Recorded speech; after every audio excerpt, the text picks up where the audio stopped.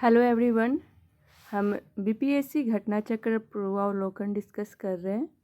Topic है मध्यकालीन भारतीय इतिहास। उसके अंतर्गत मुगलकालीन प्रशासन। इससे रिलेटेड किस तरीके के क्वेश्चन बीपीएससी में पूछे गए हैं, हम उसके बारे में चर्चा करेंगे। तो चलिए स्टार्ट करते हैं। पहला क्वेश्चन है, मध्यकाल में बटाई शब्द का अर्थ था। इसका सही आंसर हो जाएगा ऑप्शन बी, लगान निर्धारण का तरीका। मध्यकाल में बटाई शब्द का तात्पर्य लगान निर्धारण की एक पद्धति थी जिसमें वास्तविक उपज का बंटवारा राज्य और कृषक के बीच होता था। शेरशाह सूरी ने लगान निर्धारण के लिए 3 प्रणालियां अपनाई थी। फर्स्ट, नष्ट या मुक्ताई अथवा कनकुत। सेकंड, नकदी अथवा जब्ती। तथा थर्ड, गल्ला बख्शी या बटाई। बटाई 3 प्रकार की होती थी। फर्स्ट है खेत बटाई, सेकेंड है लंक बटाई, थर्ड है रास बटाई।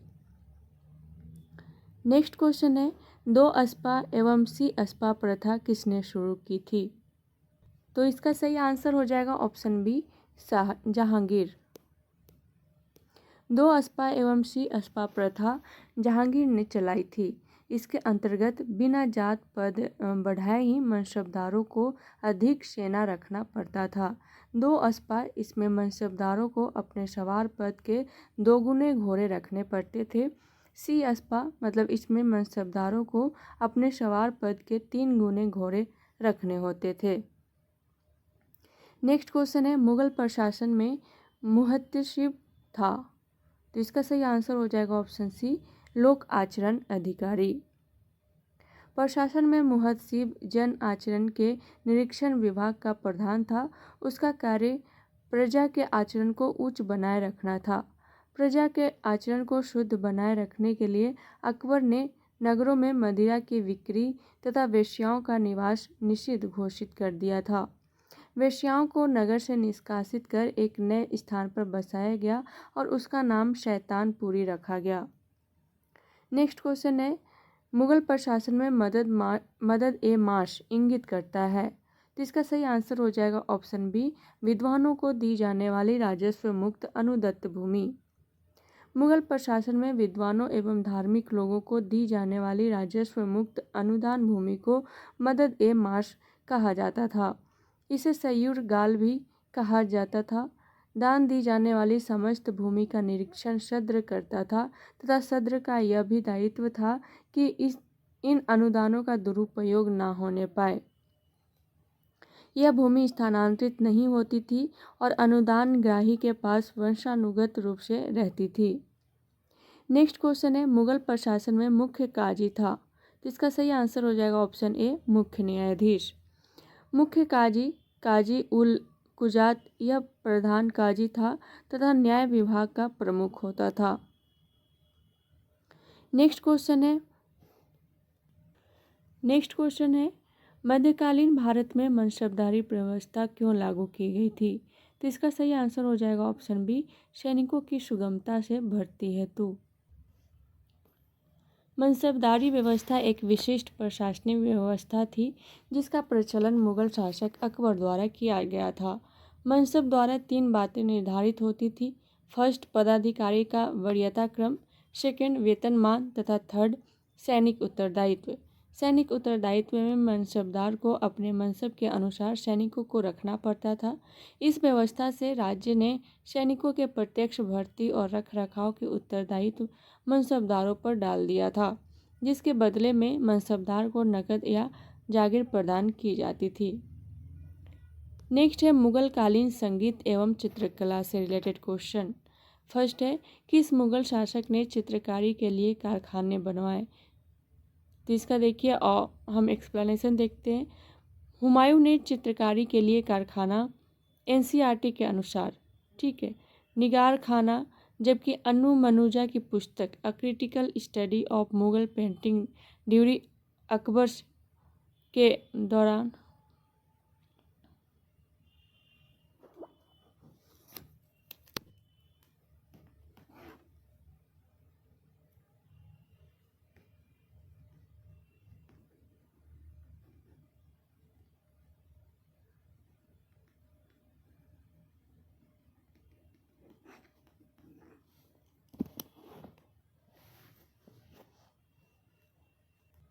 ऑप्शन है हुमायूं, ऑप्शन बी है अकबर, ऑप्शन सी है जहांगीर, ऑप्शन डी है शाहजहां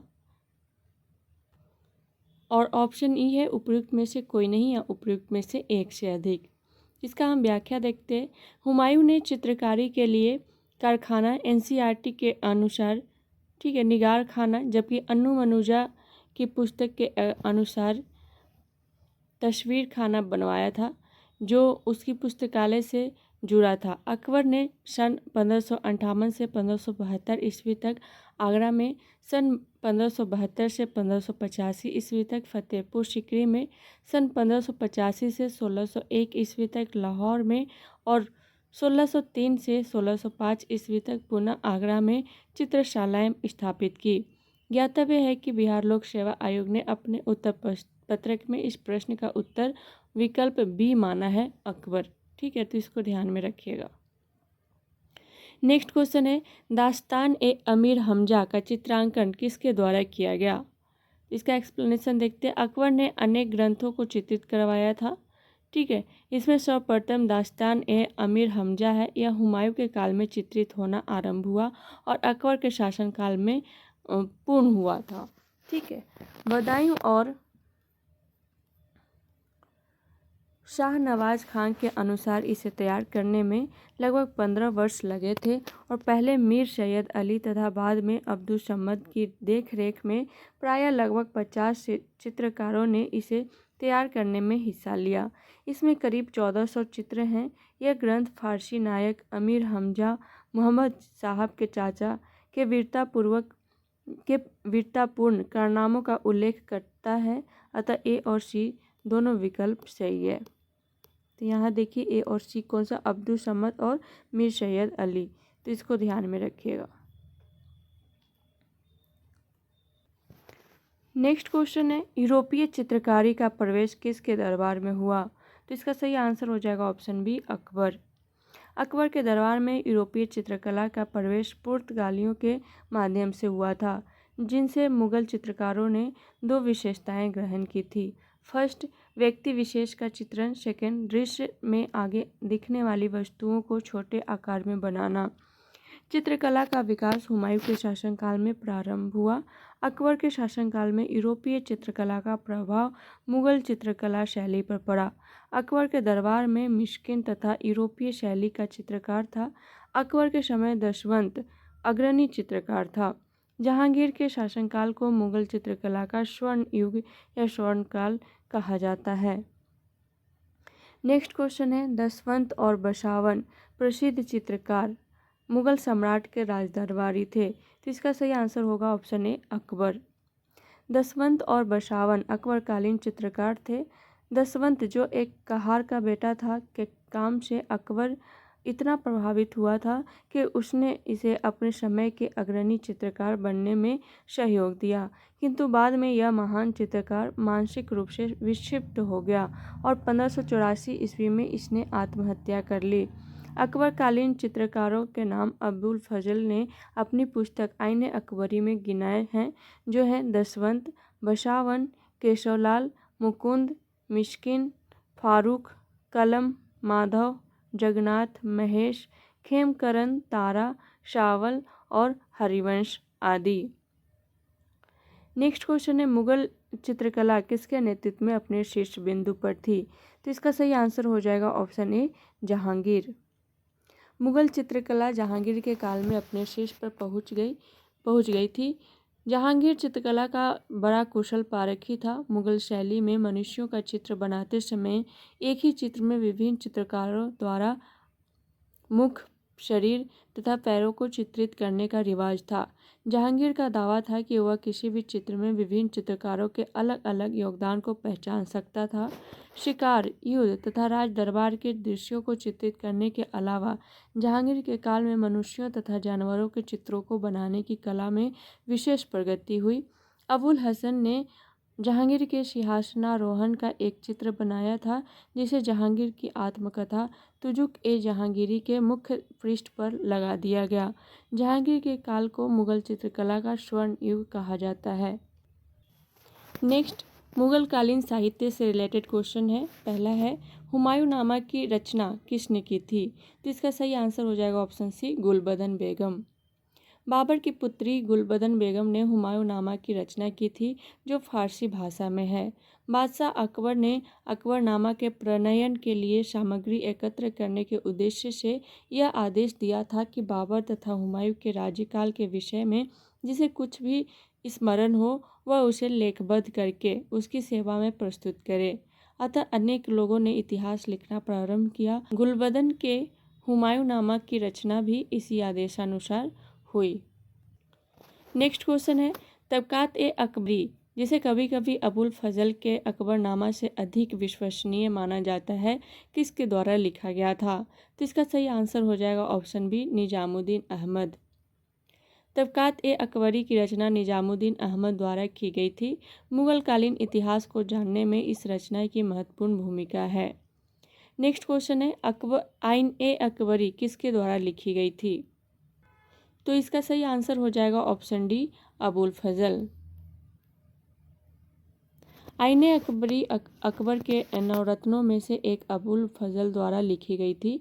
यह अकबरनामा के 3 भागों में से तीसरा भाग है।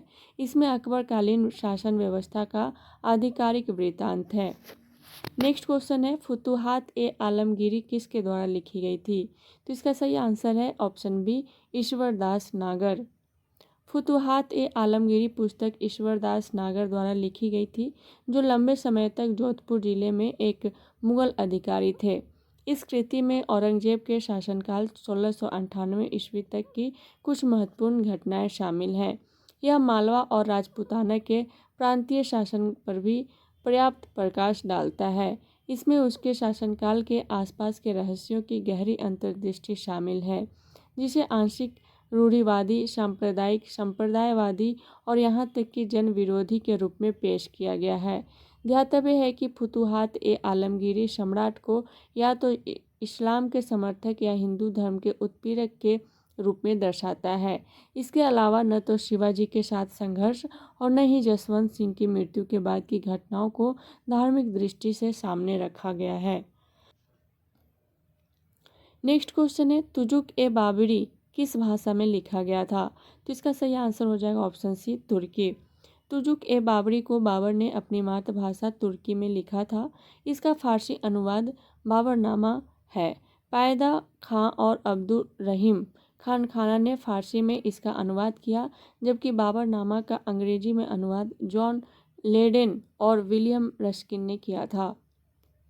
नेक्स्ट है मुगल काल विविध से रिलेटेड क्वेश्चन। फर्स्ट है निम्नलिखित में से किस युद्ध में मुख्य विरोधियों का सही उल्लेख नहीं किया गया है? ऑप्शन है हल्दी घाटी का युद्ध, महाराणा प्रताप और अकबर, बिल्कुल सही है। सेकेंड ऑप्शन है पानीपत का प्रथम युद्ध, बाबर और इब्राहिम लोदी, बिल्कुल सही है। थर्ड है पानीपत का द्वितीय युद्ध, टीपू सुल्तान और मराठा, गलत हो जाएगा। ठीक है, पानीपत का द्वितीय युद्ध हेमू और अकबर के बीच में लड़ा गया था। ठीक है, ऑप्शन डी है उपयुक्त में से एक से अधिक, ऑप्शन ई है उपयुक्त में से कोई नहीं। हमसे पूछा गया सही उल्लेख नहीं किया गया है, तो इसका सही आंसर हो जाएगा ऑप्शन सी, इसका सही आंसर हो जाएगा, सही उल्लेख नहीं है।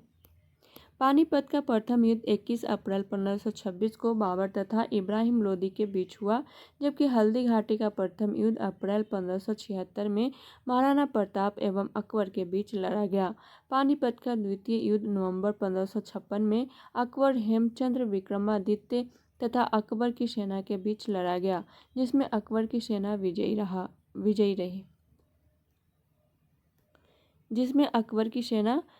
रही। नेक्स्ट क्वेश्चन है कश्मीर का अकबर नाम से प्रसिद्ध सुल्तान था? तो इसका सही आंसर हो जाएगा ऑप्शन डी, सुल्तान जैनुल आबिदीन। अकबर के समान धर्म सहिष्णु एवं सामाजिक कार्यों के लिए सुल्तान जैनुल आबिदीन को कश्मीर का अकबर कहा जाता है। उसने संस्कृत के अनेक महत्वपूर्ण ग्रंथों का अनुवाद कराया तथा श्री भट्ट और मंसूर बिन अहमद जैसे वैद्यों को संरक्षण प्रदान किया था। नेक्स्ट क्वेश्चन है निम्नलिखित में से किस बंदरगाह को मुगल काल के दौरान बाबुल मक्का, मक्का का द्वार कहा जाता था? तो इसका सही आंसर हो जाएगा ऑप्शन सी, सूरत। मुगल काल के दौरान सूरत को बाबुल मक्का, मक्का का द्वार कहा जाता था, क्योंकि मक्का की तीर्थ यात्रा सूरत से शुरू होती थी। सूरत गुजरात का प्रमुख शहर है। यह अपने वस्त्रों के लिए जाना जाता है और हीरे की कटाई और पॉलिशिंग के मुख्य केंद्रों में से एक है। विश्व के इतिहास में मध्यकाल के दौरान यह एक महत्वपूर्ण बंदरगाह था।